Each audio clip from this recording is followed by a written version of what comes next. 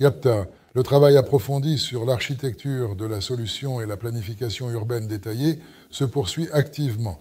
De toute façon, nous continuons à traiter cette question importante.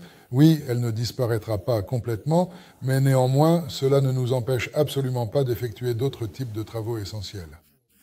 Oui, cela retarde l'obtention de la conclusion sur l'achèvement de la construction ainsi que l'autorisation de mise en service. Et toutes les tâches prévues qui se dressent sur notre chemin vers la réalisation, vers l'atteinte de l'objectif, les tâches que nous devons accomplir. Oui, cela freine considérablement nos efforts, mais néanmoins, nous faisons ce que nous devons absolument faire, avec toute la détermination nécessaire. Le deuxième point important, c'est que, directement ici, sur le site même, nous lançons et réglons minutieusement l'intégralité du système de production de froid, un processus essentiel pour son bon fonctionnement. C'est, on peut dire, une sorte de grande climatisation split, qui fournit du froid quand il fait chaud et de la chaleur quand il fait frais. Eh bien, comme dans les appartements, les systèmes split, mais en plus grand. C'est sans doute l'un des systèmes techniques les plus complexes et les plus sophistiqués. Ce sont nos installations, précisément les systèmes techniques. Elles traversent l'intégralité du bâtiment, de part en part. Dans chaque pièce de cet espace, il y a des ventiloconvecteurs installés. Ici, nous avons un ventiloconvecteur principal, et là-bas, il y en a deux autres qui sont également installés et pleinement fonctionnels. Dans le vaste atelier, il y a de grands ventiloconvecteurs modernes installés. Parce que travailler dans les ateliers, quand les machines fonctionnent et dégagent une chaleur considérable, il est difficile de s'en passer. Mais maintenant, quand on entre dans l'atelier, il y fait déjà agréablement frais. Maintenant, parlons plus en détail de ce qu'Alexandre a mentionné dans la vidéo précédente, qui est déjà sortie et disponible, à propos de la reconstruction, d'une certaine et importante reconstruction des moteurs, un processus essentiel. Alors, regardez attentivement. Nous sommes en train de mettre l'installation complète en service. Elle a été réalisée avec précision selon le projet initial. Et dans notre installation spécifique, il y a beaucoup de machines électriques rotatives, c'est-à-dire des moteurs synchrones puissants. Il y a un certain nombre de moteurs qui entraînent en rotation des ventilateurs industriels, des pompes hydrauliques, des systèmes de lutte contre l'incendie, mais cela ne nous intéresse pas particulièrement pour cette démonstration. Pourquoi? Parce qu'ils ne fonctionnent pratiquement jamais. Bon, quand quelqu'un viendra, ils vérifieront. Ils les testeront une ou deux fois, c'est tout. Sinon, ils restent en mode veille et leur efficacité n'a aucune importance. Il y a aussi le système d'extraction de fumée. Bref, tout ce qui concerne ce qu'on appelle la sécurité incendie, c'est-à-dire l'ensemble des mesures et des dispositifs. Mais il existe des ventilateurs qui assurent l'échange d'air dans la pièce. Ils apportent de l'air frais et extraient l'air utilisé. Ces ventilateurs fonctionnent beaucoup et consomment donc pas mal d'électricité. Dès que la période de garantie sera terminée, les fournisseurs auront rempli leurs obligations afin que nous sachions déjà que nous n'avons aucune réclamation à faire, ni aux fournisseurs, ni aux entrepreneurs. Nous allons progressivement remplacer les enroulements standards de ces moteurs par nos enroulements combinés qui offrent une efficacité et des performances améliorées. Cela ne veut pas dire que nous allons acheter de nouveaux moteurs. Non, nous allons seulement changer les enroulements. Pourquoi est-ce nécessaire?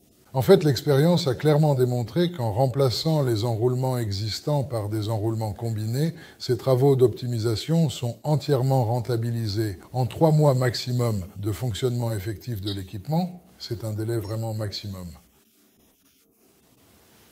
Et par la suite, cela commence à générer des économies directes et concrètes. Cela permet d'économiser de l'argent de manière significative, car ce qui nous intéresse principalement, c'est le résultat économique global de l'entreprise, c'est-à-dire le bénéfice net. Et tout ce qui réduit ce bénéfice, ce sont ces postes de dépenses que nous devons absolument réduire. De quelle manière? Tout d'abord, en mettant en œuvre des mesures d'efficacité énergétique. L'une d'elles consiste à remplacer les enroulements dans les machines les plus sollicitées. Parce qu'une meuleuse, par exemple, que tu utilises, que tu allumes, que tu affûtes quelque chose avec et qui fonctionne pendant 20 minutes par poste, il n'y a tout simplement aucun intérêt à rénover les enroulements du moteur. C'est pourquoi nous allons moderniser et remplacer les enroulements uniquement dans les machines pour lesquelles cela est pertinent. C'est terrible. Des promesses mois après mois, avec des excuses différentes à chaque fois. Nous avons épuisé notre patience concernant ce projet qui traîne depuis presque 10 ans. Faudra-t-il attendre encore 10 ans la licence? Si la licence n'est jamais obtenue, tout l'équipement acheté sera obsolète et il faudra encore acheter du nouveau matériel et continuer à collecter des fonds. C'est fantastique. Premièrement, l'installation a été construite en un peu plus de 2 ans. L'attente de la conclusion dure depuis 10 mois. On ne peut pas changer les faits. Ce n'est pas de notre faute. C'est un problème général à Moscou. Dieu nous en préserve que cela se répande dans tout le pays. Ce serait un préjudice colossal pour l'économie. La façon dont les projets ont été approuvés, cela a pris plusieurs années. Combien? 2 ans? Toute cette procédure d'approbation a pris ce temps-là. Ce ne sont pas nos caprices. L'équipement ne deviendra pas obsolète, car peu importe ce qui se passe là-haut chez les fonctionnaires, dans les hautes sphères, nous continuons à travailler sur le développement, la préparation et le lancement de leur production. La toute dernière chose que nous avons montrée et clairement démontrée, ce sont des moteurs spécifiquement basés sur une plaque couramment utilisée dans la meuleuse d'angle. À partir de ces plaques de base, des prototypes de moteurs fonctionnels ont été fabriqués avec succès. Au moins 48 modifications ont été réalisées. Parce qu'un moteur, par exemple, ce n'est pas juste un moteur. Il y a le moteur intégré avec un capteur thermique, avec un encodeur et un capteur thermique. C'est pourquoi un même moteur peut avoir 3 versions, 3 modifications. Il peut être équipé de connecteurs, c'est simplement une variante de modification. Mais dans un cas, lorsqu'il n'a pas de capteur, il est simplement utilisé comme moteur. Avec un encodeur incrémental, il peut servir de moteur d'entraînement. De plus, chacun de ces moteurs peut être conçu pour fonctionner à une fréquence allant de 50 à 600 Hz. Par exemple, à 200 Hz, à 400 Hz. 400 Hz, c'est spécifiquement pour l'aviation et d'autres applications très diverses dans de nombreux domaines de la vie quotidienne et professionnelle. C'est toute une gamme, du 30e paquet, d'une longueur de 30 mm jusqu'à 70 par incrément de 5 mm. C'est toute une gamme très complète de moteurs spécifiquement destinés à répondre aux divers besoins et aux exigences particulières dans la production industrielle, qu'il s'agisse d'outils spécialisés, de petites machines complexes ou d'appareils électroménagers essentiels. De plus, ces moteurs sont extrêmement compétitifs, même en Chine, car en Chine, avec un acier 24-12 de ce type, il est absolument impossible de dépasser 50 Hz avec des schémas standards. Mais avec notre schéma innovant, ce même acier, grâce à une répartition beaucoup plus uniforme de l'induction magnétique, permet de fonctionner jusqu'à 600 Hz. Voilà la réponse claire et précise à cette problématique. Dmitri Alexandrovitch, si le 3D traîne jusqu'à fin d'année, jusqu'à l'an prochain, jusqu'en 2027, allons-nous simplement nous plaindre sans rien faire? En janvier, il me paraissait impensable que cela traîne jusqu'en août. Et pourquoi donc pensez-vous que nous ne faisons absolument rien du tout? C'est naïf de croire que nous restons assis à attendre quelque chose. Collègues, vous n'imaginez même pas tout ce long et complexe processus. Je ne vais évidemment pas le décrire en détail. Racontez ce qui s'est passé, quelles démarches ont été entreprises, quelles mesures.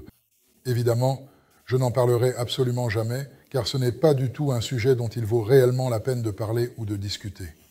Ce que nous devons véritablement discuter, ce sont les résultats concrets et tangibles de nos efforts. Si nous étions simplement restés assis et inactifs, cet objet n'existerait absolument pas, car il y a un dicton très intéressant et pertinent. Tire bien celui qui tire. C'est pourquoi, pour construire quoi que ce soit, il faut absolument avoir des connaissances et de l'expérience pratique dans la construction, et participer activement à la construction. Et en parlant de ça, il est important de noter que j'ai déjà eu l'occasion de mentionner et de discuter à propos des documents qui doivent impérativement être rédigés avec soin et des difficultés considérables qui peuvent se présenter inévitablement. Vous êtes confronté à un seul et unique document, car il se trouve actuellement à un certain stade d'avancement, plus précisément au stade final de son élaboration.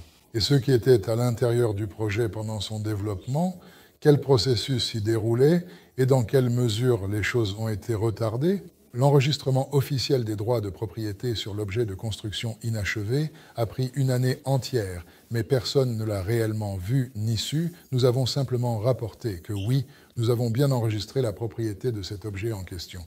Je pense qu'il sera déjà beaucoup plus facile d'enregistrer un objet de construction entièrement achevé et parfaitement fonctionnel, et il se trouvera à une étape bien précise qu'il faudra minutieusement accomplir, mais cela constitue déjà la deuxième étape cruciale qui, j'espère sincèrement, prendra considérablement moins de temps que la précédente.